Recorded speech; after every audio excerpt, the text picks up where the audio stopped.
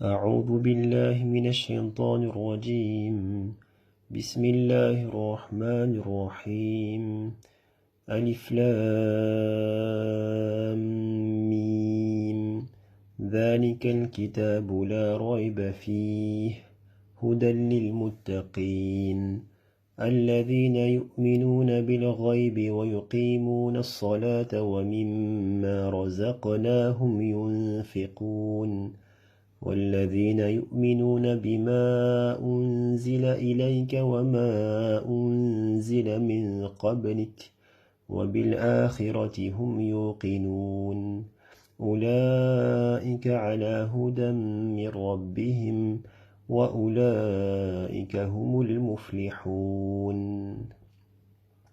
صدق الله العظيم.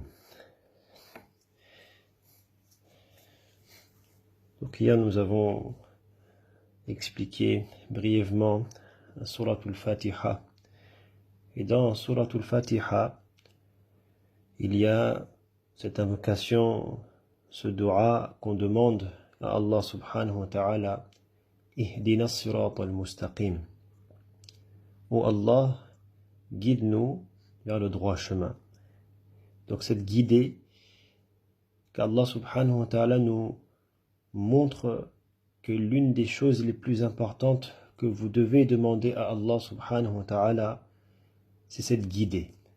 Parce que sans la guider, sans demander le droit chemin, jamais le serviteur, jamais le croyant pourra atteindre donc la destination finale, le paradis, et plus que le paradis, le contentement d'Allah subhanahu wa ta'ala. Et donc là maintenant, à partir de Alif Lam Mim, ici, donc à partir de Surat al-Baqarah, de Alif Lam Mim jusqu'à la dernière sourate, Qul a'udhu bi rabbin nas, jusqu'à la dernière sourate, Allah subhanahu wa ta'ala va nous expliquer maintenant qu'est-ce que le droit chemin. Qu'est-ce que le droit chemin? Donc c'est le Coran en détail. Et le résumé du Coran se trouve dans Surat al-Fatiha.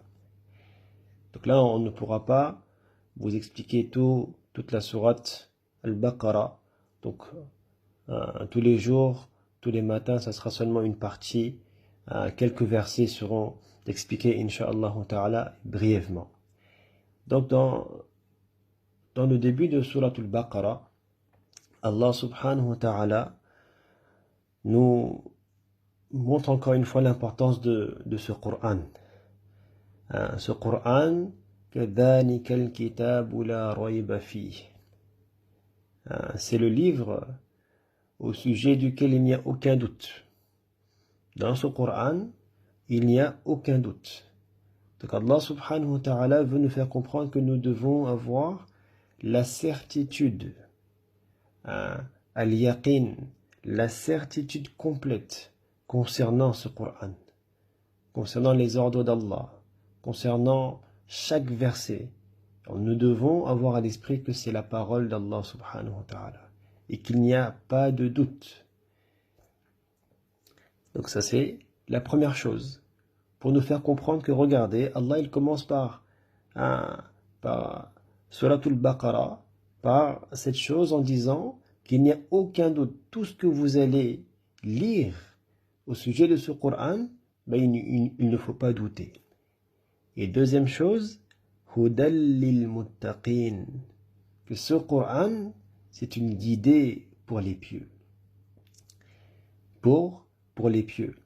Et Allah subhanahu wa ta'ala, lorsque Allah il parle du jeûne, Allah subhanahu wa ta'ala nous fait comprendre que le but de ce jeûne, que kutiba alaykumus siyam, on vous a prescrit le jeûne, kama kutiba ala alladhina min qablikum, ainsi que ceux qui étaient avant vous.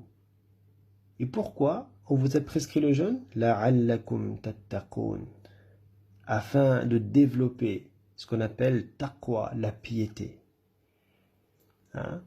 Donc pour profiter pleinement de ce Coran, il faut avoir cette qualité de taqwa. Donc Allah nous dit Hudal lil muttaqin, que ce Coran c'est un guide pour les pieux. Et ensuite, Allah subhanahu wa ta'ala nous fait comprendre, donc il va nous définir lui-même qui sont les muttaqin, qui sont ces gens pieux. Donc, première qualité, alladhina yu'minuna bil ghayb. Alladhina, ceux qui croient, alladhina yu'minuna bil ghayb, ceux qui croient à l'invisible. Ils ont iman, al-imanu billah. Ils ont la foi en Allah. Ils n'ont pas vu Allah.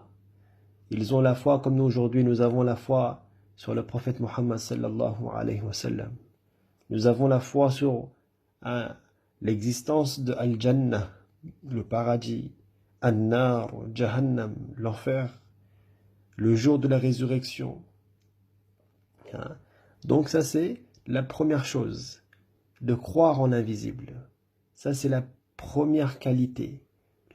Ça c'est la qualité du croyant. Donc, lorsque nous allons lire le Coran, il y aura Allah subhanahu wa ta'ala, il va nous parler du paradis.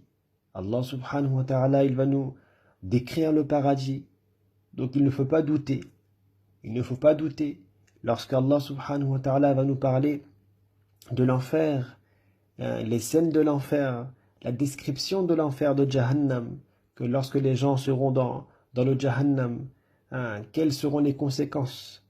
Donc d'avoir la foi. Alladhina yu'minuna bil ghayb. Donc ça c'est la première qualité des gens pieux. Ils ont la foi sur l'invisible. Deuxième qualité, wa yuqimuna as-salah. Wa yuqimuna as-salah, yani, ça veut dire qu'ils vont accomplir la salah ala wajhil akmal, bi shurutiha wa arkaniha, wa khushu'iha wa adabiha. Ils vont accomplir la salah parfaitement, selon les conditions, les piliers de la prière. Ils vont accomplir la prière avec dévotion, concentration, avec humilité.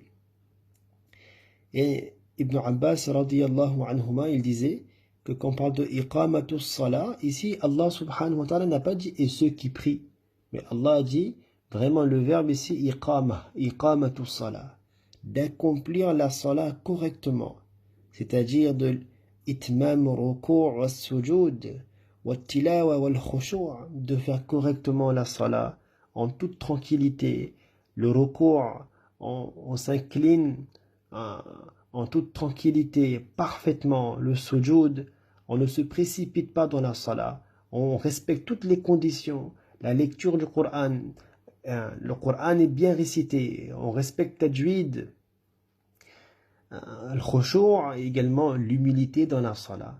Et surtout pendant ce temps, pendant ce temps du confinement, il ne faut surtout pas se précipiter, négliger la salah. On retarde la salah par exemple, et lorsque je fais la salah à toute vitesse. Non, Allah subhanahu wa ta'ala nous dit maintenant, deuxième qualité des gens pieux, wa yuqimuna as-salah. Ils accomplissent parfaitement la salah. Troisième qualité, wa mimma razaqnahum yunfiqun. Et ils dépensent, donc c'est-à-dire dans l'obéissance à Allah, de ce que nous leur avons attribué, de ce que nous avons donné aux croyants. Donc le croyant, il donne fi sabilillah. Et vous allez remarquer, vous allez voir que dans le Coran, lorsque Allah subhanahu wa ta'ala nous parle de la prière, la salah, tout de suite après, il y a le fait de dépenser pour Allah.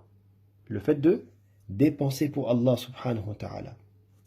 Et les ulama, ils expliquent pourquoi. Pourquoi toujours avec la salah, il y a le fait de dépenser. Parce que la salah, ça fait partie de huququllah. Ça fait partie de huququllah. Que la salah, c'est haqqullah, c'est le droit d'Allah. Et parmi les droits d'Allah, le droit le plus important, c'est la prière. Et, et ensuite, il y a la deuxième chose qu'on appelle haqqul abd, les droits du serviteur. Les droits du serviteur, c'est lorsque, comme on dit, wal infaq, le fait de dépenser, huwa al ihsan ala al makhluqin, d'être bon envers les créatures. Donc il y a d'un côté le droit d'Allah, comme la salat, la prière, et également le droit du serviteur, qui est maintenant tout ce qui est toutes sortes de dépenses obligatoires, comme la zakat par exemple. C'est pour ça que aqimus salat wa atuz zakat, ces deux choses, ces deux ordres, injonctions, sont souvent combinés. L'importance de la salat et l'importance de dépenser fi sabilillah, de donner à Allah subhanahu wa ta'ala. Et Allah subhanahu wa ta'ala, il nous fait comprendre que, regardez, wa mimma razaqnahum. Allah ne demande pas de dépenser tout ce qu'il nous a donné, mais une partie de ce qu'on vous a donné, donnez une partie. La zakat, c'est seulement 2,5% de nos biens. Et encore, c'est après avoir payé donc les charges, c'est après seulement donc ce qu'il reste, et si ça dépasse donc l'impôt imposable, ce qu'on appelle le nisab, et c'est à partir de là qu'on dépense, donc on divise par 40, 2,5%. Donc ça c'est la zakat.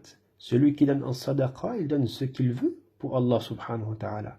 Mais, encore une fois, troisième qualité des gens pieux, donc c'est de dépenser pour Allah subhanahu wa ta'ala.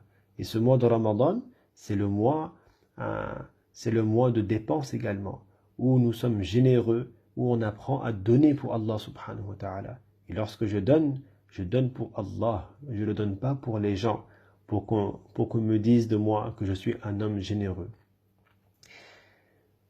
Donc, quatrième qualité, وَالَّذِينَ يُؤْمِنُونَ بِمَا أُنزِلَ إِلَيْكَ وَمَا أُنزِلَ مِنْ قَبْلِكَ وَبِالْآخِرَةِ هُمْ يُوقِنُونَ. Et ceux qui croient à ce qui t'a été descendu, donc le Coran, ceux qui ont eu la foi en ce livre, le Coran, et pas uniquement le Coran, وَمَا أُنزِلَ مِنْ قَبْلِكَ, à ceux qui a été descendu avant toi, c'est-à-dire tous les livres sacrés qu'Allah Ta'ala a révélés. Injil, l'évangile, At-Tawra, la Tawra, le Zabour qui a été révélé pour Daoud alayhi salam. Donc tous les livres sacrés. Donc pour être un croyant, on n'a pas le droit de rejeter la Bible, la Tawra, parce que ce sont des livres d'Allah subhanahu wa ta'ala. Bien sûr, aujourd'hui, ces livres ont été falsifiés, ont été modifiés par l'être humain. Mais lorsqu'on dit la foi sur ces livres, c'est-à-dire ces livres d'origine, les livres véritables qui ont été révélés par Allah subhanahu wa ta'ala, وَبِالْآخِرَةِ هُمْ يُوقِنُونَ. Il y a un cinquième, et qui croient fermement à la vie future. Ils ont le yaqin, la certitude sur la vie de l'au-delà, que la vraie vie, c'est la vie après la mort. Demain, il y aura le paradis est une réalité, l'enfer est une réalité, le jour de la balance, le jour du jugement est une réalité. Donc, la vie donc de croire sur l'invisible et l'au-delà est une réalité, d'avoir cette certitude. Et ensuite, pour résumer, qu'Allah subhanahu wa ta'ala, il parle de ces gens pieux, que écoutez, ces gens-là, Ulaika ala hudam min rabbihim, ceux-là sont sur le bon chemin, ils sont sur hudam min rabbihim. Et comme on avait demandé à Allah subhanahu wa ta'ala la guider, ou Allah, guide-moi, ou Allah, vers le droit chemin. Et Allah il nous dit que ces gens-là sont sur la guidée de leur Seigneur, sur le bon chemin, le chemin qui est demandé par Allah subhanahu wa ta'ala. So, si nous voulons être déjà les signes pour savoir est-ce que vraiment je suis sur le bon chemin, donc la foi sur l'invisible, la prière, l'accomplissement de la prière, le fait de dépenser pour Allah subhanahu wa ta'ala, d'avoir la foi sur le Coran, la foi sur les livres sacrés, et également la certitude sur l'au-delà, Allah subhanahu wa ta'ala nous dit, ça c'est la guidée. وَأُولَٰئِكَ هُمُ الْمُفْلِحُونَ. Et ce sont eux qui ont réussi. Ils ont réussi. Al-falah, ils ont réussi dans ce monde et dans l'autre monde. Ça, c'est la vraie réussite. Allah subhanahu wa ta'ala ne parle pas de celui qui a réussi, celui qui a obtenu beaucoup dans ce monde. Il a beaucoup de commerce, il a plusieurs comptes en banque, il a des richesses, qu'il a une grande famille. Non, la réussite chez Allah subhanahu wa ta'ala, c'est dans l'obéissance à Allah subhanahu wa ta'ala. Celui qui suivra le chemin du Coran, qui suivra maintenant la salat correctement, tous les jours, les 5 prières, et correctement, il respecte le temps de la salat, l'accomplissement, il récite le Coran correctement, il fait en toute tranquillité, avec concentration, dévotion, il dépense de ce que Allah lui a donné, il a la certitude sur l'akhira. Ça, ce sont les muttaqin. Hudan lil muttaqin. Donc c'est cela, mes chers frères, mes chères sœurs, cette qualité que nous devons obtenir durant ce mois de Ramadan, la'allakum tattaqun. Taqwa. Et pour être parmi ces gens pieux, qu'Allah nous fasse comprendre, qu'Allah nous donne ce tawfiq d'être parmi les muttaqin, parmi ceux qui ont cette qualité qui craignent Allah subhanahu wa ta'ala et qui font l'effort de s'abstenir des péchés. Wa akhiru da'wana anil hamdulillahi rabbil alamin. سبحانك اللهم وبحمدك نشهد أن لا إله إلا أنت نستغفرك ونتوب إليك سبحان ربك رب العزة عما يصفون والسلام على المرسلين والحمد لله رب العالمين